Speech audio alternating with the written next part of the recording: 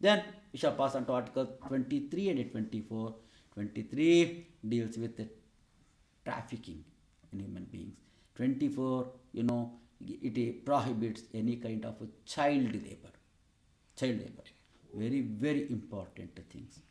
When we speak of a child labor or trafficking in human beings, especially women, it is a crime against humanity.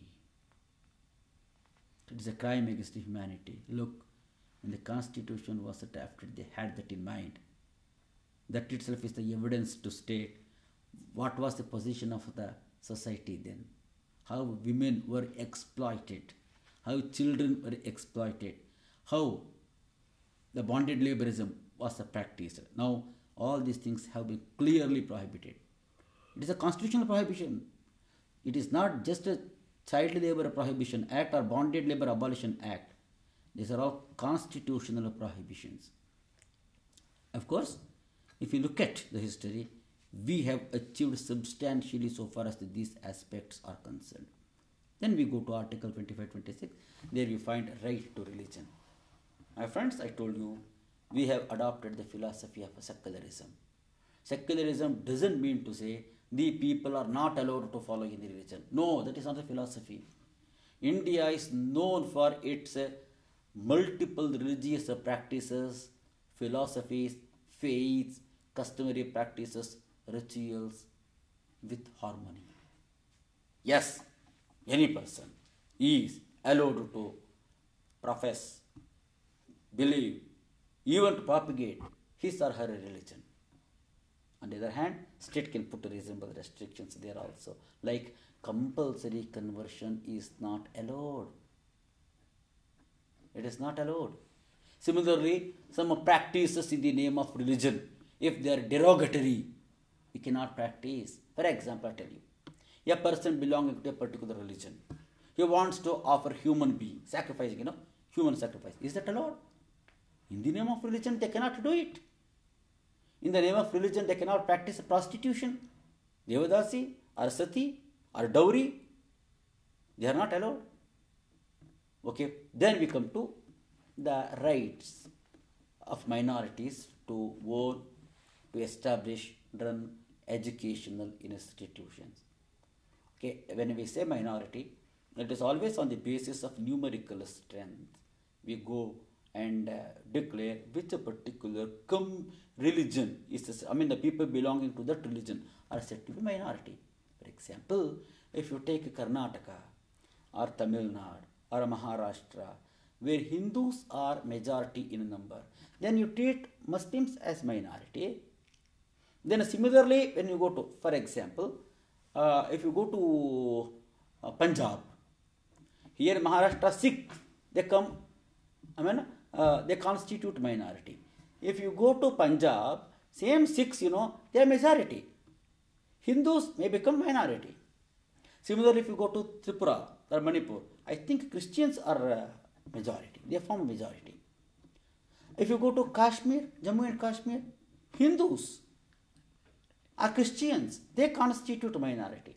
It is always, on the numerical strength, on the basis of which we measure minority and majority. Of course, the philosophy is to protect their cultural identity, their rights.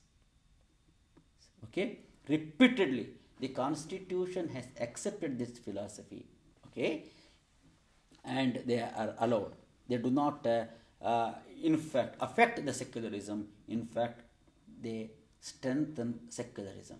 Both right to minorities as well as right to religion. These two components. Then, straight away we pass on to constitutional remedies stated under Article 32 to be read the 226. Constitutional remedies? Yes. My dear friends, it is like this. Well, you have been bestowed with series of rights. Right to equality is there. Freedom of profession, occupation, and etc., blah, blah, blah. They right against exploitation, right to life, minority rights, everything there. Suppose if a right is affected, what is the remedy? In fact, according to jurists, it is this article what fructifies the whole, the gamut of rights. If a particular right or liberty is affected, what is the remedy available to the person? We call them, in fact, prerogative writs. Writ is an order. Again, if you look at the history, we borrowed that from British philosophy. They call them prerogative writs. They are writ of habeas corpus, mandamus, quo warranto, prohibition, and certiorari. Certiorari and prohibition. Okay? Then when we come to habeas corpus, it's the most abused thing is human body, a person. The police simply they take. We do not know what happened to him. But in habeas corpus, what happens? The court orders police produce him, produce the body. Produce the body means not the dead body. Produce the person, the live person. Okay? The court will not say don't arrest a person. Court never says don't keep him in custody. But you should justify. If it is convinced, it will allow. Or else what will happen? It will pass an order to release the person. It's a beautiful right. In fact, if you look at the history, we find one black spot in Shukla. The Supreme Court had held that the fundamental rights, especially writ of habeas corpus, can be suspended during the time of emergency. It's a deviation. But now, no, it is not like that. Few rights, they cannot be dispensed with. Whatever with the thing, they leave.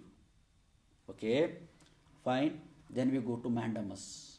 Again, the court will issue an order against the state action or inaction. I explain this simple example. Suppose you are your way back home from the university. You find the people representing the corporation, they are uprooting the trees. So it is an environmental issue. What that you do? Immediately you go to the court.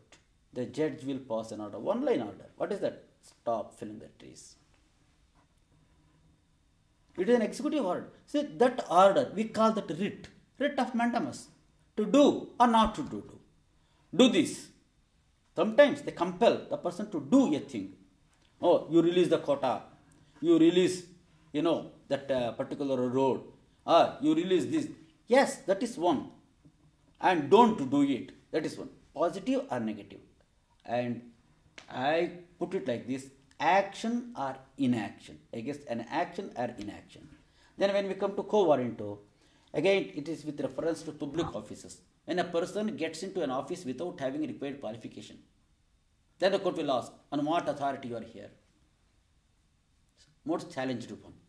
The next, writ of certiorari and prohibition, they come into picture in case of deviations by quasi-judicial bodies, especially domestic inquiry and other things, Every procedure should be according to law. Suppose if they do not follow principles of natural justice. Principles of natural justice carry two principles. One, ad alteram partem. Second one, nemo judex in propria causa sua. Mean to say, before condemning a person, you should give him an opportunity of being heard. Suppose if you don't do it, you yourself is the culprit and you become the inquiry officer. How is it possible? Under these circumstances, the aggrieved person, means affected person, can go to the court directly to the Supreme Court under Article 32 or High Court under 226, and they sometimes quash the procedure. No, they question it. How we can do it? Again, to emphasize, these 5 prerogative writs are like 5 boons, varas, what we call, given to the people of India, and it is these prerogative writs which have made part 3 of the Constitution sacred and inalienable. With that, I conclude my discussion on fundamental rights with one comment that if at all we say part 3 is surviving with its beauty, original beauty, or growing with vigor, compliment shall go to our courts. Being the guardian of the Constitution, they have been guarding the Part 3 of the Constitution with all care, due diligence. Thank you.